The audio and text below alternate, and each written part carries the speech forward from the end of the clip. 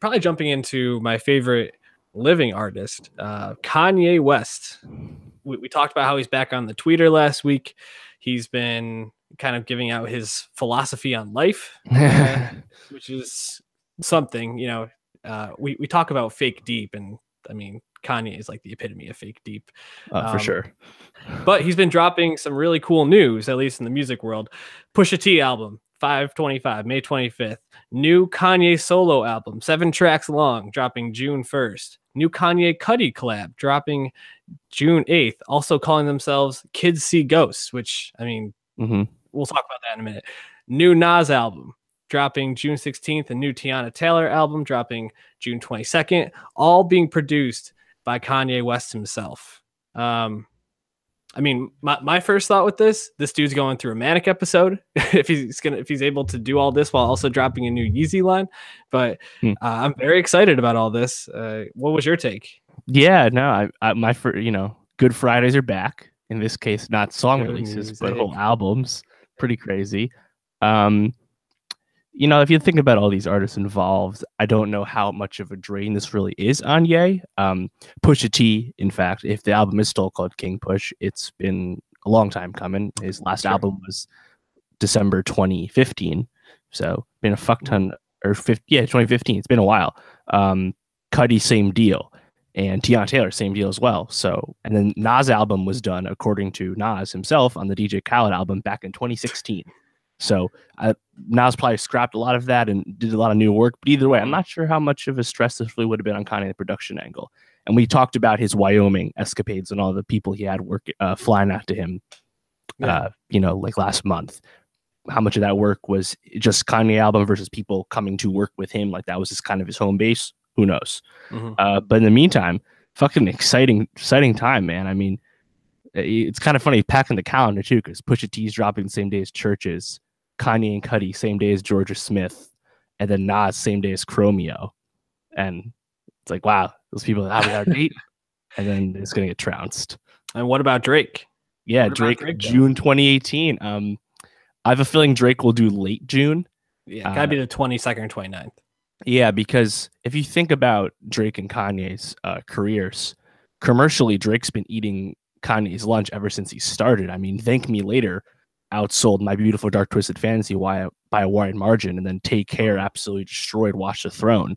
And obviously nothing was the same, really beat out Yeezus. So Drake has always had more money, but Kanye has the stands, and you'll see that on Twitter where all of his tweets get fuck ton of retweets.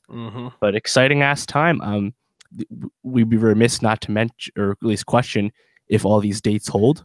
That's what I was going to say. How many do you think actually drop when they're supposed to? I mean, do we have any reason to believe that he's going to be more reliable? I mean, last time with Life of Pablo, he was being a perfectionist about it, if you want to be charitable. And has anything changed? Who knows? But him releasing an album and then a duo album a week later, that's the thing I don't know about. I mean, Pusha and Tiana Taylor, Nas, sure, those, why not? I have no reason to doubt them. They're not Kanye albums, but the Kanye albums themselves, I don't know, until a single comes, even if a single comes out, it's really tough until it's actually there, because everyone was waiting at Yeezy Season 3 for Life of Pablo to actually come out, and, it took forever. So I don't know. Yeah, I agree. I think the solo one will be okay. I think the Nas one I'm questionable on because it's been rumored for so long. I'll believe it when I see it type of thing. Same with Pusha. Although I think Pusha's is probably more likely going to happen than Nas. But the Cudi Kanye collab, I mean, one that it's just those two collabing is kind of interesting. Cudi's always been on Kanye's albums in some way, or at least for most of them in the later half of his career so far. But now kind of creating this group, Kids See Ghosts, I mean, kind of a strange name. I mean, I'm looking forward to it because I think about My Beautiful Dark Twisted Fantasy. Probably one of my favorite songs off that is Gorgeous, which Cudi is featured on. He sings the hook. He's fantastic. So Welcome to Heartbreak was where they first popped up on 808s, and even on Fastline, Father Stretched My Hands. Yeah, did they have a Yeezus song? I don't think so. I don't think so either. No, I don't think they were in a good place at that time, right? They've been, I don't know. That's true. Yeah. But yeah, I mean, they have a great rapport, and I think they kind of actually complement each other well. So That should be cool. I actually really liked the the Cudi song "The Rage" on the Rampage soundtrack that came out like a week or two ago. I was like, oh, this is like surprising, like kind of like vintage Cudi. I really like this. Just the right amount of hums, but it was good. Mm.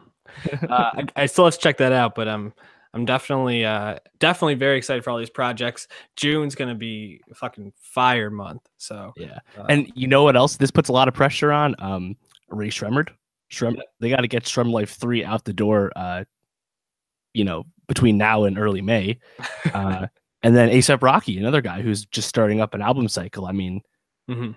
and you want to have any chart play. Rocky really needs chart play right now. I mean, it's tough. And then Travis Scott's Astro World. I mean, unless Kanye tweets out the date, I'm assuming that's in the fall at this point. So definitely constricting the calendar on everyone. Really cool.